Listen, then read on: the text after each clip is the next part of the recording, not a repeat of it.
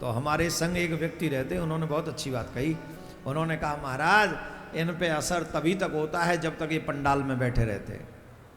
पंडाल से निकलते ही कपड़े झाड़ झाड़ के निकल जाते हैं और फिर ये कोई धारण नहीं करता। बहुत कम लोग हैं जो धारण करते हैं, और हम लोग तो कथा उन्हीं के लिए करते हैं जो धारण करते हैं, चाहे कम ही करें। और ये सच है।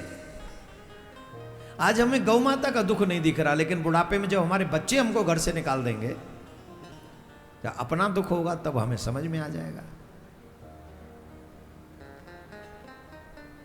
कभी भी गौ माता की सेवा को इग्नोर नहीं करना चाहिए। चलो हमने कहा था कि 101 रुपया पर मंथ हम लोगों को प्रिया कांजू की गौशाला के लिए निकालना चाहिए।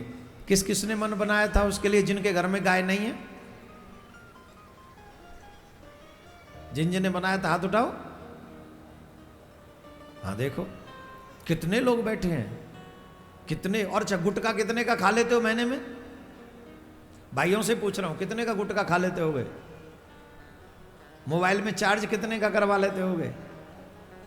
गाड़ी में पेट्रोल डीजल महीने में कितने का खर्चा करवाते होगे? अभी हम कपड़े लत्तों की बात नहीं कर रहे हैं। माताओं से पूछ ले मेकअप कितने का करवा लेती होगी महीने में? एक बार पार्लर चले जाएं तो कितने खर्चा हो जाता है? 5,000, 2,000, 3,000 तो हो ही जाता होगा। इससे तो कम नहीं होता होगा। 5,000 भी होता है, 10,000 भी होता है, और 2-3 हज़ार तो हो ही जाता है। तो हम लोग हर जगह खर्चा कर सकते हैं, पर धर्म के नाम पे हमें कोई खर्चा नहीं करना, चवन्नी नहीं। और हमारे मुसलमान भाइयों में ये इतनी अच्छी बात है, रिक्शा चलाने वाला भी जकात देता है। वो अपने धर्म के लिए रिक्शा भी चलाता होगा ना, तो अगर वो 1,000 रुपया कमाता होगा तो 100 रुपये निकाल देगा दिन का। और इसीलिए वो बढ़ते जा रहे हैं, और इसीलिए हम सुकड़ते जा रहे हैं, क्योंकि हमारी विचार सुकड़ गया है। हम लोगों ने सिर्फ अपना पेट, अपना परिवार देखना है, बाकी भाड़ में जाओ, सब मर जाओ। और फिर जब समाज में माइक मिल जाए और फिर बोलने की बारी आ जाए तो ऐसा भाषण देंगे जैसे हमसे बड़ा तो महात्मा गांधी भी नहीं है, हम ही हैं सबसे बड़े। ऐसा नहीं, समाज में बदलाव लाना है। थोड़ा सा हम लोगों को भी धर्म की रक्षा के लिए कुछ न कुछ सेवा अवश्य करनी चाहिए। हम तो अपने सनातनियों से एक ही बात कहते हैं, 202 रुपये महीने में निकालो, 101 रुपया गौ माता के लिए निकालो। जो हर दिन तुम्हारे घर की रोटी निकलेगी गौ माता के लिए, तुम कभी दरिद्री नहीं होगे। और 101 रुपया इस सनातन की लड़ाई के लिए निकालो कि हमें धर्म की रक्षा करनी है। धर्मो रक्षति रक्षिता। कभी भी ये किसी अभाव में, अभी हम बहुत अभी बोलेंगे नहीं, जब हो जाएगा तब बोलेंगे। कई चीजें बोल देते बाद में अड़ंगा लग जाता है। ऐसी ऐसी चीजें करना चाहते हैं जिससे हमारा धर्म आगे बढ़े। तो आपसे भी हम आग्रह करते हैं, 101 रुपया अपने धर्म के लिए पर महीने अगर आप सामर्थ्यवान हैं तो निकालिए, सनातन न्यास फाउंडेशन को दीजिए, जिससे वो फाउंडेशन आपके आने वाले कलेशों के लिए लड़ सके, खड़ा हो सके। आपका सहयोग ही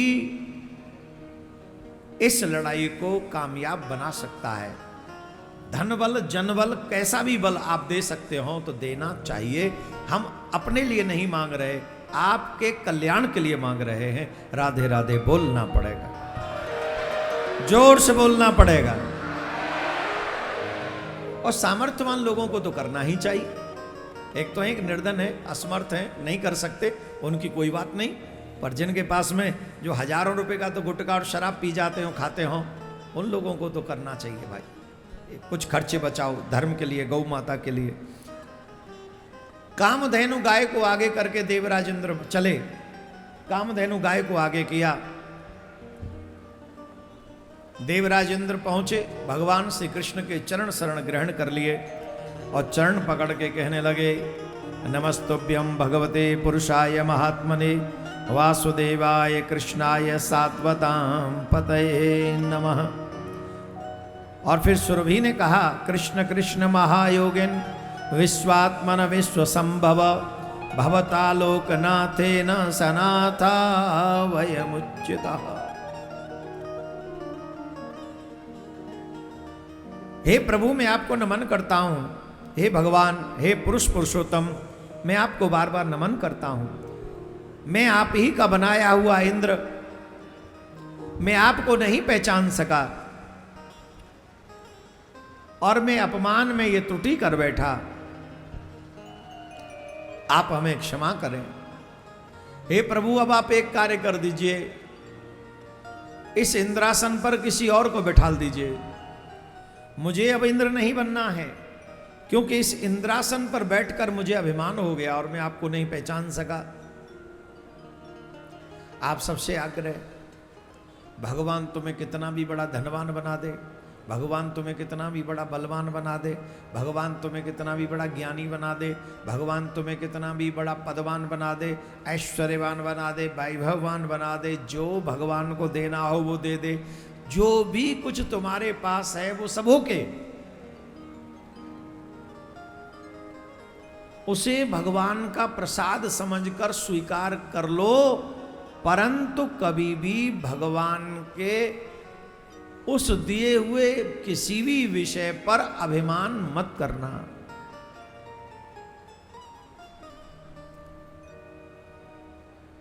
अभिमान, जोर से बोलो, अभिमान मत करना, बिल्कुल भी अभिमान मत करना,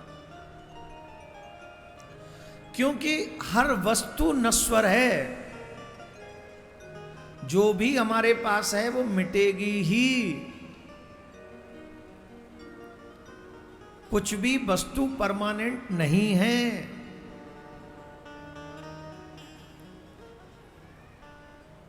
अधिकांश जब हम लोग जवान होते हैं ना, तो जवानी का जोश ऐसा होता है कि फिर हम कोई किसी की अच्छी बात भी अच्छी नहीं लगती हमें। फिर तो ज्ञान देने वाले माँ बाप भी मूर्ख लगते, बोले क्या जाने, हम लोग इंग्लिश मीडियम स्कूल में पढ़ते हैं, ये तो कहाँ जानते हैं, इन्होंने देखा ही नहीं है ये सब। वो अभिमान किसका है? किस बात का अभिमान है वो? जवाब दो। जवानी का। किसका अभिमान है? जवानी का। पर वो जवानी कितने दिन रहेगी? Look at your father. अपने पापा को देखो और उनके भी फादर को देखो, दादा को। तुमसे पहले तुम्हारे बाप जवान थे और उनसे भी पहले उनके बाप जवान थे। आज अपने बाप के बाप को देख ले, सेल्फी भी ढंग से नहीं आ रही, और कल यही तेरी भी दशा होगी। आज फोटो अच्छी आ रही हैं, कल नहीं आएंगी। समय बदल देगा फोटो का फीचर सब। एक कहानी है, याद आ रही है, सुनाऊं? अच्छी है, सुनाऊं? जोर से बोलो, सुनो। एक राजा के राज्य में गरीब ब्राह्मण रहा करता था। एक राजा के राज्य में गरीब ब्राह्मण रहा करता था,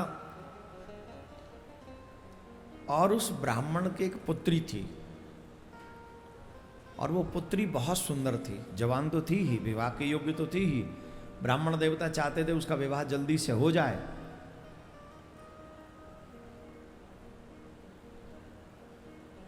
विवाह के योग्य थी, बड़ी सुंदर थी। नगर के कोने में बाहर वन जैसा था, जंगल जैसा था, वहां वो रहते थे ब्राह्मण देवता। तो एक दिन राजा कहीं से भ्रमण करता हुआ आया,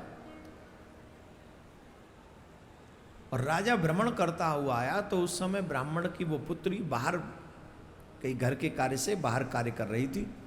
तो राजा की दृष्टि उस पर पड़ी, और राजा की दृष्टि जब उस पर पड़ी तो ऐसा सौंदर्य उसने कभी देखा नहीं था जितना वो सुंदर थी। वो ये जानता था कि ब्राह्मण की पुत्री है, धर्म विरुद्ध है, फिर भी वो अपनी वासनाओं के अधीन हो गया, और उसने मंत्री से कहा कि इस ब्राह्मण को सभा में बुलाओ।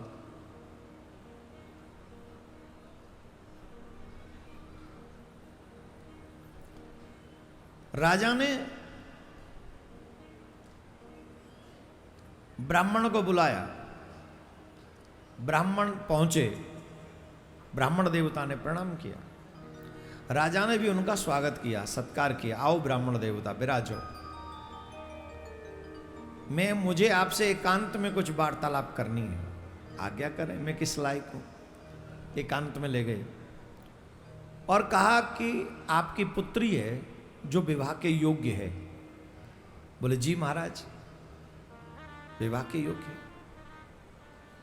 मैंने आपकी उस पुत्री को देखा है और मैं चाहता हूं कि आप अपनी पुत्री का विवाह मेरे साथ करा दें। ब्राह्मण देवता ने दोनों हाथ जोड़े। आप क्षत्रिय हैं और मैं ब्राह्मण हूं। कोई भी व्यक्ति आपके साथ अपनी पुत्री का विवाह कर देगा क्योंकि आप राजा हैं, परंतु ब्राह्मण होने के नाते मैं आपसे एक बात पूछना चाहता हूं, क्या धर्म को आप मिटा देना चाहते हैं? आप राजा हैं, आपके हाथ में सत्ता है, पावर है, आप जो चाहे कर सकते हैं, पर एक बात बताइए, धर्म कहता है क्षत्रिय को क्षत्रिय से विवाह करना चाहिए, ब्राह्मण पुत्री का विवाह आप कैसे स्वीकार करेंगे? दूसरा, प्रजा में हर व्यक्ति जो राजा के राज्य में होता है, प्रजा वो पुत्रवत होती है, पुत्रीवत होती है।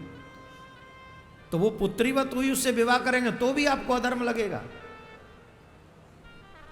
अच्छा, ब्राह्मण देवता ने तो ये ज्ञान की बात कही, पर कामी व्यक्ति को ज्ञान अच्छा लगता है क्या? जवाब दो।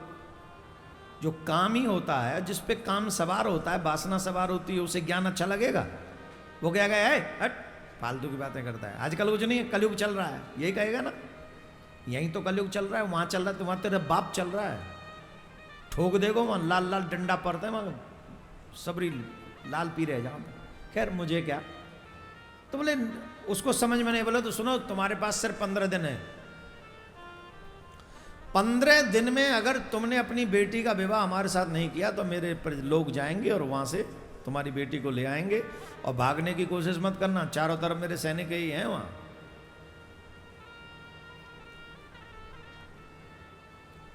निर्बल ब्राह्मण क्या कर सकता है? वो रोते हुए कुटिया में आया, बहुत जोर से रो रहे थे। पुत्री ने पूछा, आप रोते क्यों हो?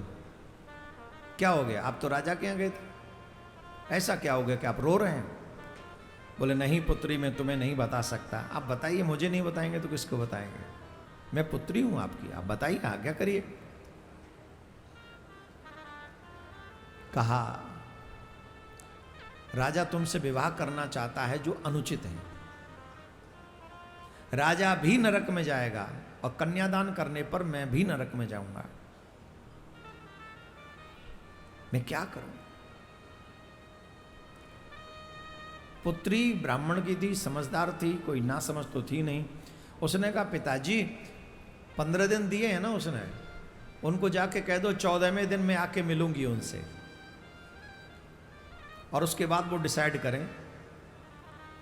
मैं तैयार हूं विवाह करने के लिए। क्या कह रही? बोले कहो तो ठीक। ब्राह्मण देव गए और राजा से कहा कि 14वें दिन मेरी बेटी आपसे मिलेगी, उसके बाद आप जैसा उचित का समझेंगे। बोल ठीक। राजा अपनी फिटनेस पे ध्यान देने लगा, बढ़िया इत्र वित्र फिटकने लगा, बढ़िया रोज सेविंग सूविंग करवाने लगा, खूब दंड कुश्ती करने लगा, जैसे जब वो ब्राह्मण पुत्री देखे तो मोहित वो भी हो जाए जैसे मैं हूं। अपनी फिटनेस पे पूरा ध्यान दे। 14वें दिन शाम के समय ब्राह्मण पुत्री अचानक से महल में प्रवेश करती है। जहां राजा बैठे थे वहां तक पहुंची, और जैसे ही वो पुत्री पहुंची तो राजा उसे पहचान नहीं सका और डर गया। डर गया वो। तुम कौन हो? मुझे पहचाना नहीं? मुझे नहीं पहचाना? अरे हो कौन? बोले मैं वही हूं जिससे तुम विवाह करना चाहते थे। तुम कैसे हो सकती हो? तुम तो ये नहीं हो। बोले कुछ नहीं, मैं ही हूं, और थोड़ा सा अंतर है। बोले क्या अंतर है? ये अंतर आया कैसे? बोले बहुत इजी था। मैंने 14 दिन से कुछ खाया ही नहीं। 14 दिन से मैंने कुछ खाया नहीं, ऊपर से कुछ ऐसी औषधि भी खा ली जिससे लूज मोशन लग गए। और वो मल की पोटली भी लेके आई, बोली ये लो, मेरी सुंदरता है इसमें।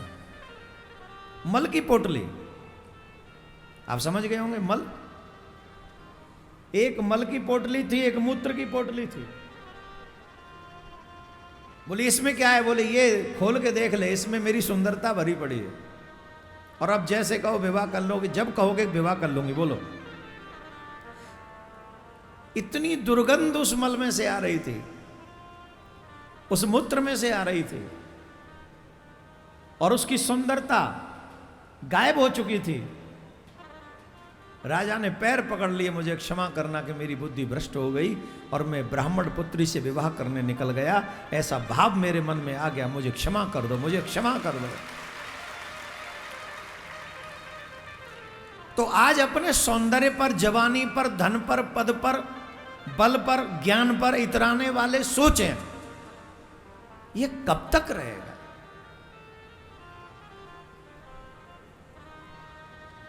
सच देखा जाए तो हमारे अंदर मलमूत्र के सिवा है क्या?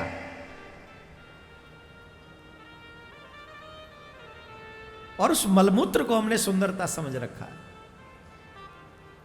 आप सावधान रहिए, भगवान आपको कुछ भी दे, कुछ भी दे, ज्ञान दे, बल दे, धन दे, पद दे, परिवार दे, जो भी दे, उसे भगवान का प्रसाद समझकर अभिमान रहित रहकर अपने जीवन का ज्ञापन करें।